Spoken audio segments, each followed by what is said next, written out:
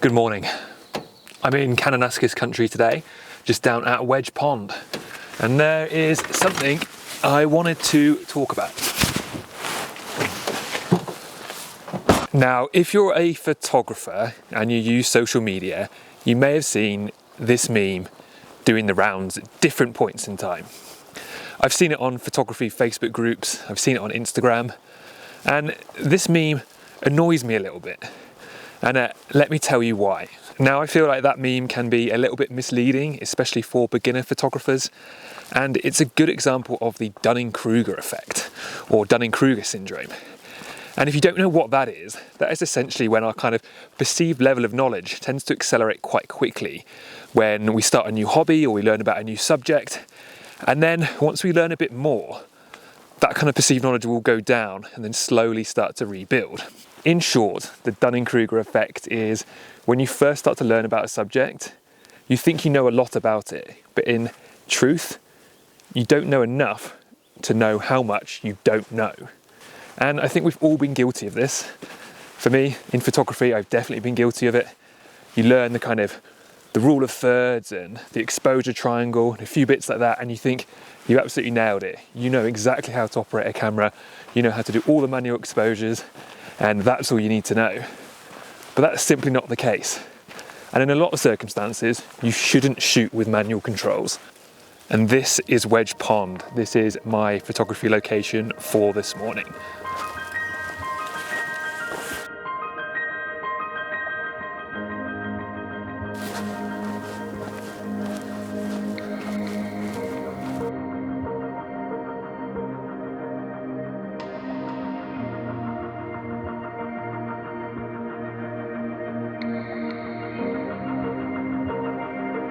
Now, don't get me wrong, there are obviously lots of times where shooting manual is the way to go.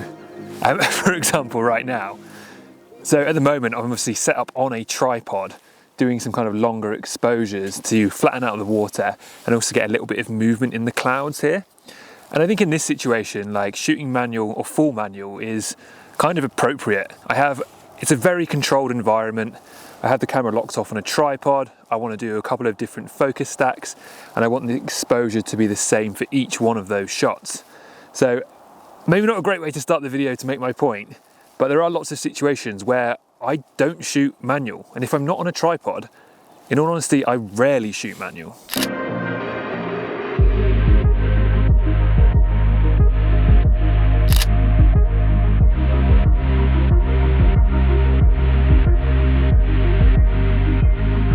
Modern day cameras are pretty impressive, to be honest with you.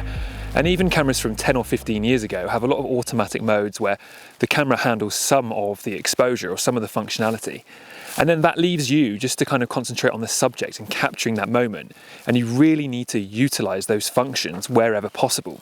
One of my favorite modes to shoot on is actually Aperture Priority, or AV. And you'll see that on the mode dial of almost any camera nowadays, to be honest.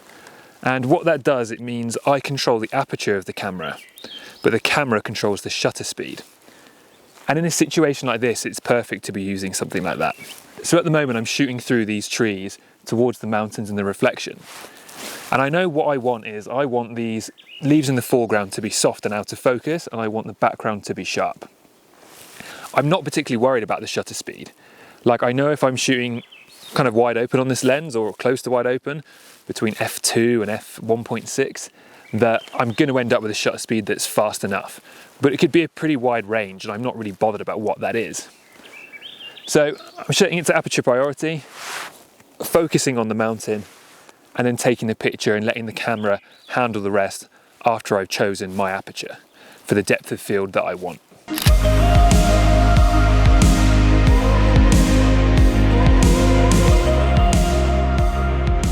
In regards to ISO in that situation, you have a couple of different options.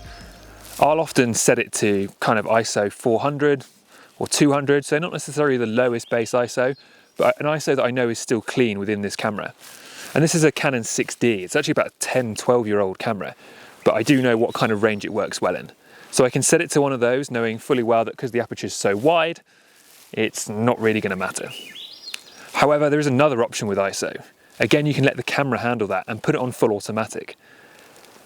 And what you can do on most cameras as well nowadays is go into the menus and actually choose your range of automatic ISO selection. So you can give it a minimum and a maximum. And with this camera, I'd put that automatic selection up to about 1600 so that the camera doesn't push past that, because that's when it does become really noisy. You'll have to delve into the menu on your camera to kind of find out if that function is something that works for you. And in that way, you don't even need to concentrate on the ISO either. Set up on Aperture Priority with automatic ISO.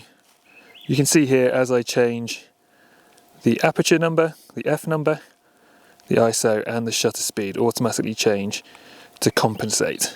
On a lot of cameras, you can also choose a kind of automatic shutter range when it is on Aperture Priority, so that it doesn't go below a certain amount, and that way you're not going to end up with blurry images. But there are lots of options of things to play around with and keep it in the parameters that you need. And that kind of thing is really useful even with like shooting wildlife or shooting kind of fast moving subjects, where you can really trust the camera to control the controls that you don't need to yourself. Another great example of when I use Aperture Priority is when shooting with my 70-200 f4 lens. Now this is a great lens and I know it well, and I know for a fact that wide open at f4, this is a very sharp lens. So almost always when I'm shooting with it, if it's kind of like peaks in the distance or kind of subjects walking around in the mountains, I'm pretty much always on f4, just to get a little bit of a dreamy depth of field where possible. However, because it's a longer lens, I do also make sure my ISO on my camera is set a little higher than usual, normally 400 to 800, because I do want that automatic shutter speed to be relatively high. That just kind of negates any lens wobble or any potential kind of like lack of sharpness just from the movement in the lens, which you'll always get much more of at a longer focal length.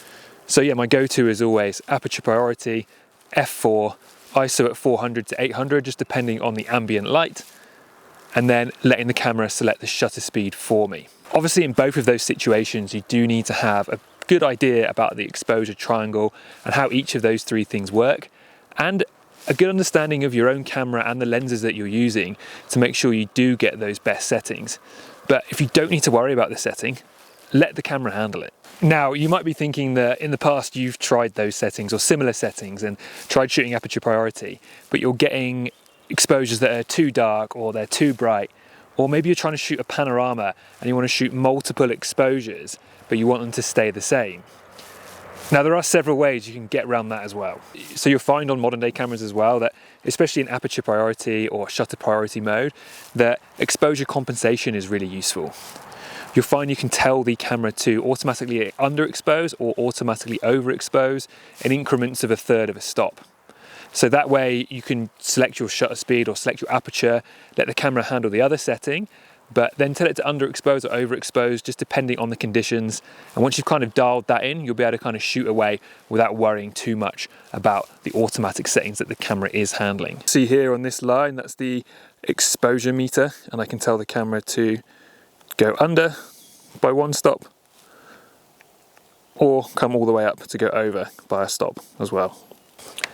Automatic exposure lock can also be a really useful tool when you're using some kind of automated mode.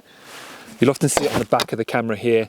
On the Canon it's highlighted by a little star, but you can point your camera and meter it in a certain zone and even choose that metering point on most modern day cameras.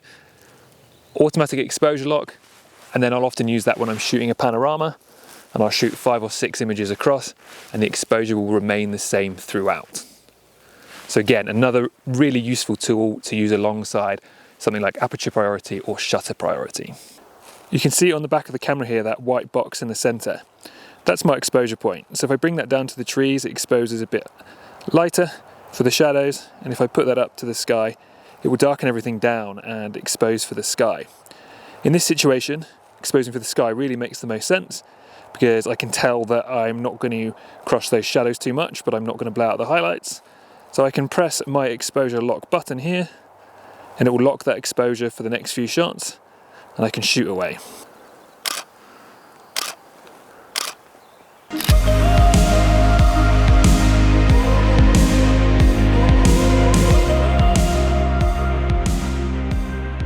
And that way, even if I accidentally move the camera so that exposure point goes into, say, a darker area, it won't brighten up the whole frame, and I'm going to get consistent exposure across every shot that I take.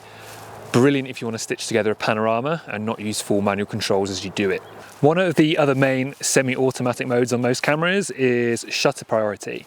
That's the TV on most mode dials. And in all honesty, shutter priority is probably a mode I don't use as often as aperture priority, but it does have some really good uses. Just like aperture priority, but with the shutter, you're choosing the shutter speed if you want it to be faster or slower, and the camera is handling the aperture.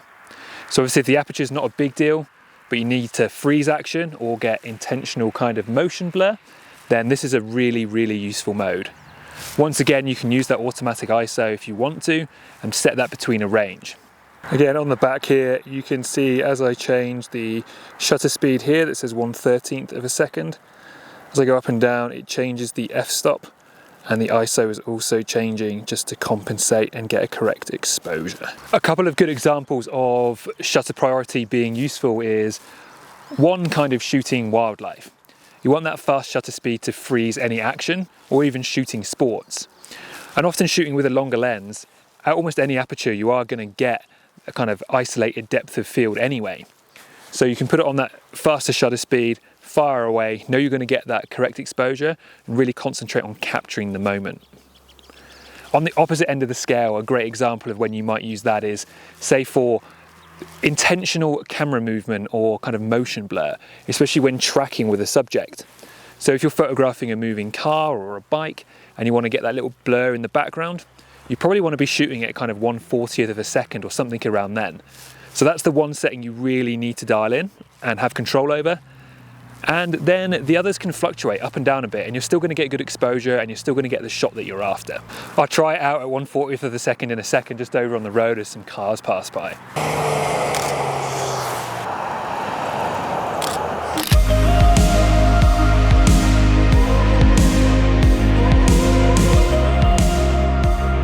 So obviously shooting with full manual controls is by no means the wrong answer. And in some situations it is the ideal mode to be shooting in. But at other times there's probably better modes that have some kind of automatic function in them that are better for the situation that you're in. And don't be afraid to use them. Just because you feel like you know how the camera works and you know how the exposure triangle works and how aperture and shutter speed and ISO all affect each other, don't be afraid to go back and use some of that automatic function. At the end of the day, the camera is a tool, and it's a tool for you to capture a moment or capture a sporting event or loved ones or an incredible landscape. And at the end of the day, if you can trust the camera or your lens to handle some of those functions, then you can concentrate more on composition and capturing the right light or capturing the exact moment that you want to. Hopefully that all made some kind of sense to you and is somewhat useful if you're maybe more of a beginner photographer. So yeah, do learn the exposure triangle, learn the basics, but then use them to optimize the camera for the best situation for you. If you did find that useful or you have anything else to add, please leave a comment below, and do like the video and subscribe. It really motivates me to make more videos for you, and there will be lots more content coming to you from summer in the Canadian Rockies. So hopefully I will see you all on the next one. Thanks for watching.